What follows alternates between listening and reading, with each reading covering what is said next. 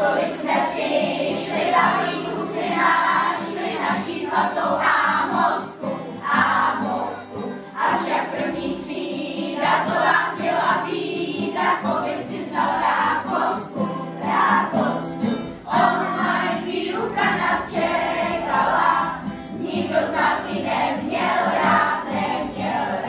Díky naší úče učíme se z gauče počítat a také psát.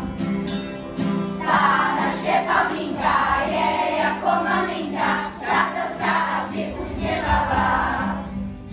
Miluje matiku, všechno má v malíku, ovci má v sobě na